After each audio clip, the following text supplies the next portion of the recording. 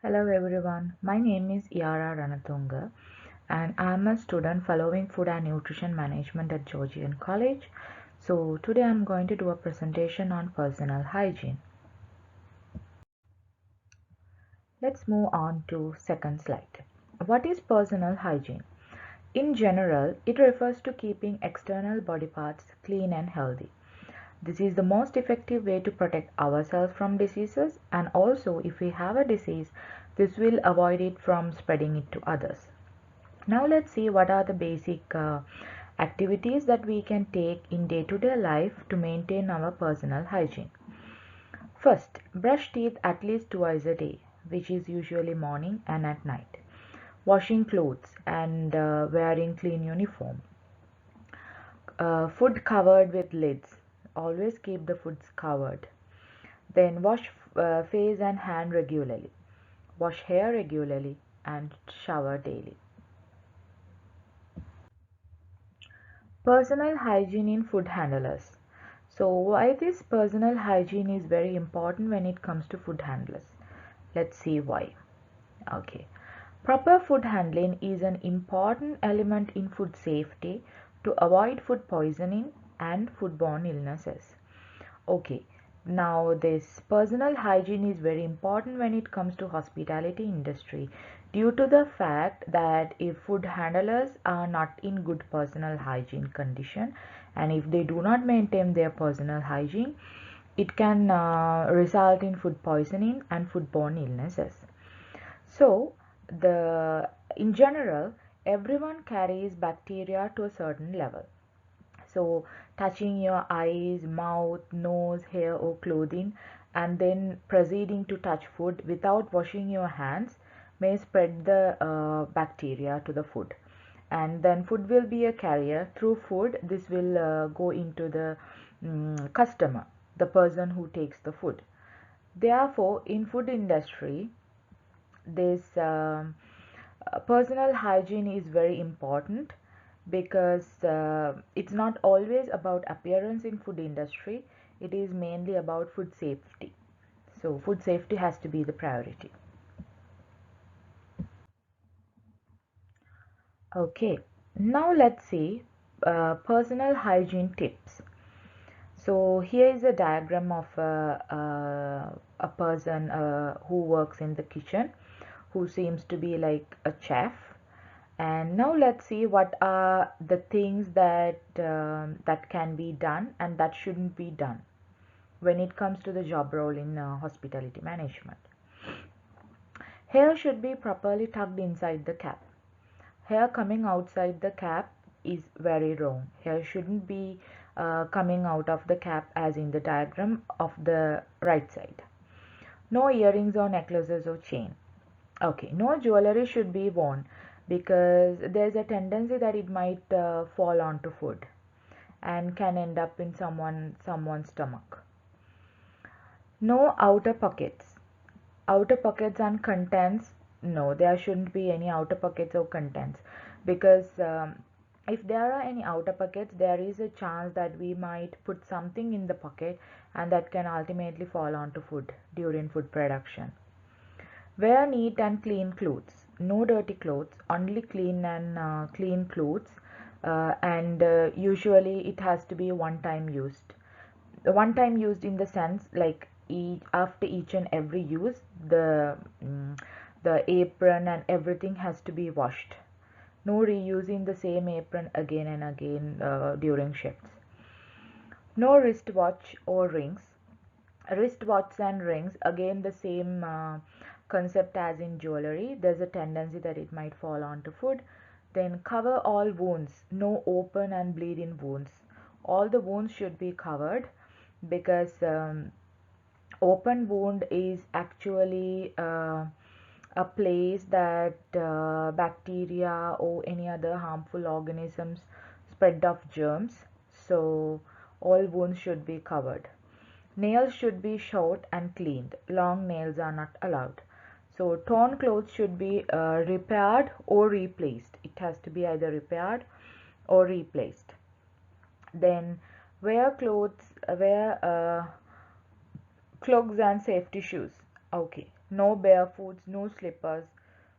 It's actually the standardized shoe that has to be worn at the kitchen.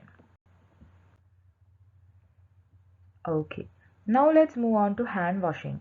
Hand washing is one of the main activities when it comes to personal hygiene.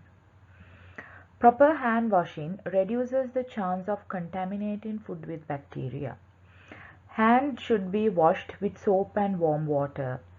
So when we say it's hand washing, it's not just washing the palm. When washing hand, the wrist of the hand, back of the hand, in between, and even under nails should be properly washed, cleaned, and washed from soap and warm water. Then hands should be dried properly, either using clean towel or disposable towel or air dryers. Make sure that not to use tea towels or just dry your hands on your clothes. Now let's see when to wash hands. After going to washroom, handling raw foods, blowing your nose, handling garbage. So especially handling garbage when it comes to kitchen. Each and every time we change the garbage bag, we should either wash our hands, or in case we are wearing gloves, make sure to change the gloves.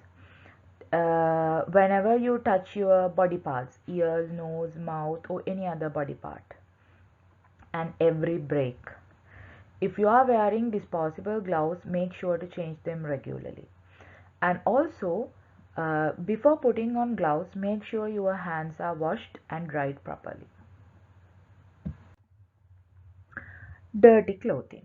So this is the second most reason that food is a main source of transferring bacteria, pathogens, and microorganisms, resulting in foodborne illnesses. So just like hand washing, dirty clothing is also very important topic under the personal hygiene. This leads to cross-contamination when bacteria transfers from the garments to the prepared food. Clean uniform should be worn at each shift. Dirty and clean uniform should be stored separately and outside the kitchen. It shouldn't be stored within the kitchen. Uniforms should be used after each use. Uniform should be washed after each use. In case of wound, as I mentioned earlier, it should be completely covered and cleaned regularly. Okay, then the next contributing factor is our overall health, which means that if whenever you feel sick or have any illness that can be contagious, you should never be handling food. Illnesses that passes through food are generally hepatitis A, hepatitis E, gastroenteritis, jaundice, etc., etc. If you are not sure, of having any of these mentioned illnesses, but still if you are experiencing symptoms such as vomiting, diarrhea, sore throat with fever and all, then again it's a big no to handle food. Should never report to work, and the management should be informed, and make sure to go back to work, like report back to work when symptoms are gone, at least for 48 hours.